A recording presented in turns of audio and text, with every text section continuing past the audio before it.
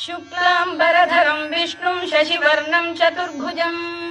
प्रसन्नवदनं ध्यायेत् सर्वविघ्नोपशान्तये व्यासं वसिष्ठनप्तारं शक्तेः पौत्रमकल्मषम्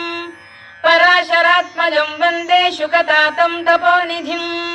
व्यासाय विष्णुरूपाय व्यासरूपाय विष्णवे